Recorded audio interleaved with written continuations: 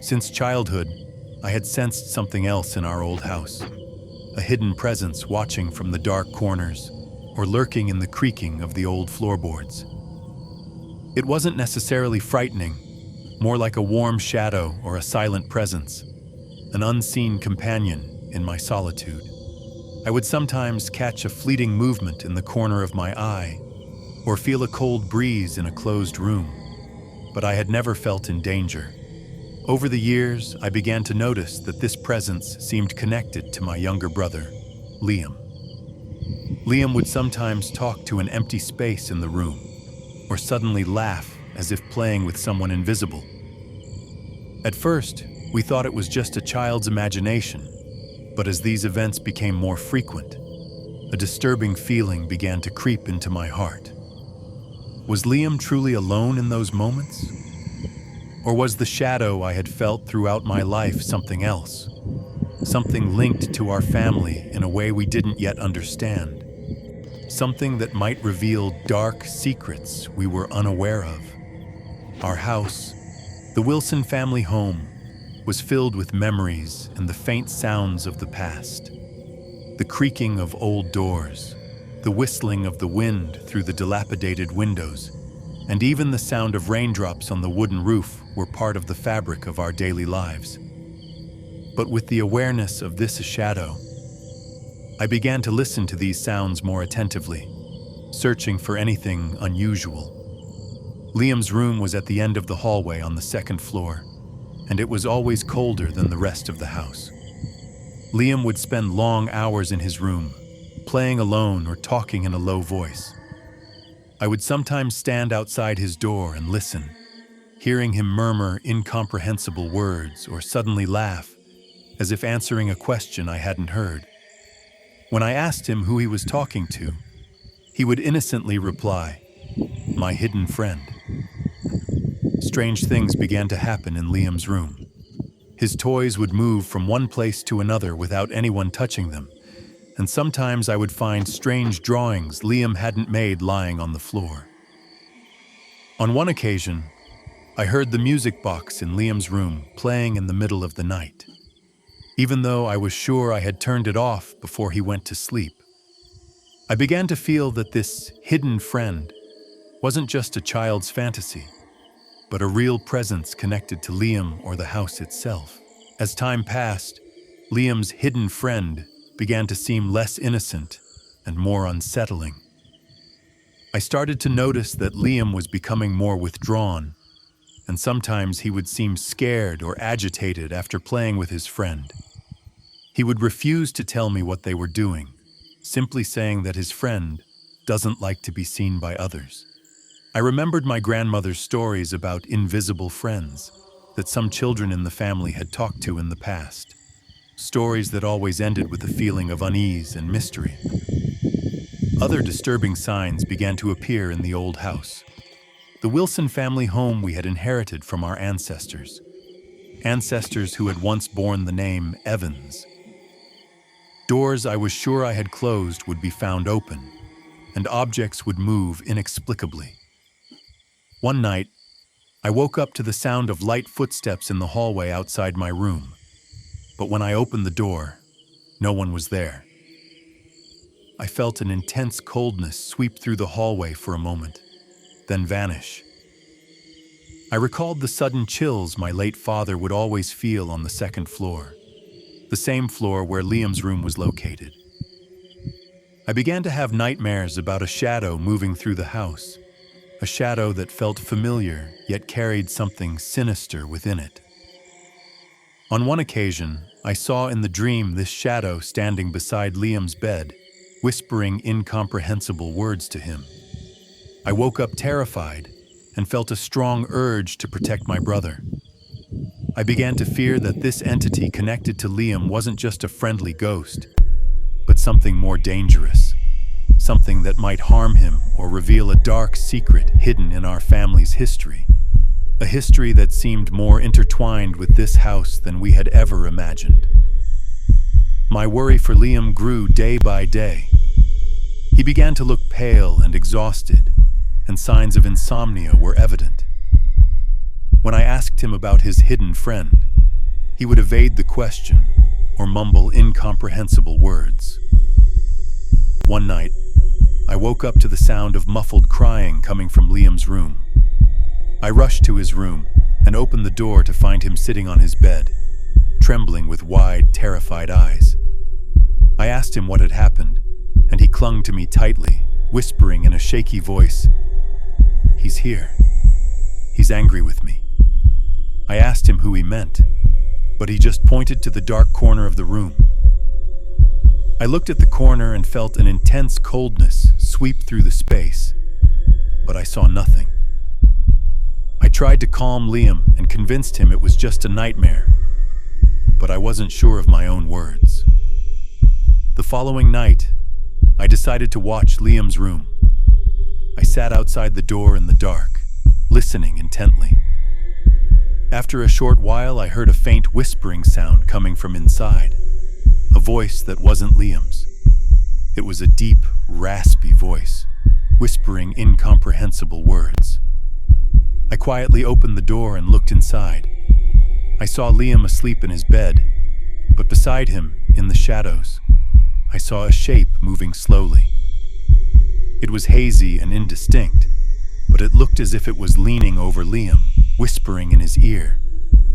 Fear gripped me, but I couldn't scream. I took hesitant steps towards the bed, and the shadowy figure slowly turned to face me. It had no clear face, only two faint red eyes that gleamed in the darkness. I felt an unseen force push me back, as if this entity didn't want me to get close to Liam. That was my first real encounter with the shadow, and I realized then that it wasn't just a child's imagination, but something real and dangerous. After that terrifying encounter in Liam's room, I could no longer ignore what was happening. I realized that Liam's friend wasn't just a figment of his imagination, but a real and dangerous entity threatening my brother. I felt guilty for not believing Liam at first, and for not taking the matter more seriously. Now, I had to do something to protect my brother and our family from this mysterious shadow. I began to research our family history, trying to understand if there were any tales or legends about similar entities or an ancient curse. I talked to my father, but he always denied the existence of anything supernatural in our house. I felt frustrated, but I didn't give up. I started examining the old photographs in the family albums, searching for anything strange or unusual. In one old album, I found a faded black and white photograph dating back several generations. The photo was of our house itself, but it looked slightly different. In one of the windows on the second floor, the same floor where Liam's room was located, I noticed a dark and indistinct shape, very similar to the shadow I had seen in my brother's room. A shiver ran down my spine. Had this shadow been in our house for a long time? Was it connected to our family across generations? I began to connect the events. Grandma's stories about invisible friends, my father's feeling of coldness on the second floor, and now the appearance of this shadow linked to Liam. I realized that this wasn't just a fleeting ghost, but something rooted in the history of our house and our family. I decided to delve deeper into the past, hoping to find an answer to how to get rid of this entity. After discovering the old photograph, I felt like I was getting closer to the truth. I spent days searching the dusty attic, among old boxes and faded documents, hoping to find anything mentioning invisible friends or strange events in our family history. I found an old diary belonging to my great-grandmother, and on one page, I read about a child in the family who had a silent companion that would appear and disappear, and this companion brought with it a feeling of coldness and anxiety. The description was chillingly similar to the shadow that appeared to Liam. One night, I woke up to the sound of Liam screaming my name. I rushed to his room to find him not in his bed. He was standing in the middle of the room, staring at the dark corner with wide, terrified eyes. The shadow was there, this time more distinct, seeming to slowly solidify, and I could now make out faint features of a long face and 2 red eyes that gleamed in the darkness. I tried to pull Liam away, but he was frozen in place with fear. Suddenly, I felt a cold hand grip mine tightly. I looked back and saw nothing, but the force was real and painful. I felt as if I was trapped between Liam and the shadow, as if this entity was trying to keep us close. The shadow began to move slowly towards Liam, and faint whispers emanated from it. Incomprehensible words, but carrying a clear tone of threat. I felt a desperate urge to protect my brother, even if it meant facing this terrifying entity alone. I did my best to pull Liam away from the dark corner, but he was stiff with fear. I felt the cold grip on my hand tighten, as if the shadow was trying to keep me in place. I looked at the shadow and saw its red eyes burning with a malevolent gleam. Suddenly, Liam began to mumble incomprehensible words, words that sounded like an echo of the whispers coming from the shadow. Terror gripped me. Was the shadow communicating with Liam somehow? Was it trying to control him? I pushed Liam forcefully towards the door and screamed at him to run. For a moment, he seemed to regain his senses and moved quickly towards the exit. But before he could reach the door, the shadow suddenly appeared in front of him, as if moving with impossible speed. It was no longer just a shadow, but looked like a distorted black figure standing between Liam and freedom. I couldn't stand idly by. I grabbed the nearby bedside lamp and threw it with all my might at the shadow.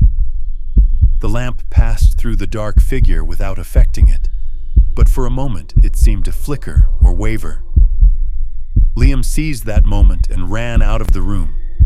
I followed him as fast as I could, and we slammed Liam's bedroom door shut behind us, as if a thin wooden door could protect us from something like that. We ran down the stairs quickly, feeling the coldness pursuing us. We heard faint sounds coming from upstairs, whispers and the sound of light footsteps. The shadow was no longer confined to Liam's room. Our father was asleep, and we didn't dare wake him, afraid of bringing him into this nightmare. We sat in the living room, shivering and listening to the sounds slowly approaching. Had we managed to escape? Or would the shadow find another way to reach us? And what did it want from Liam? Endless questions echoed in my mind as I looked at Liam's closed bedroom door, wondering when the shadow would appear again, and what form it would take this time.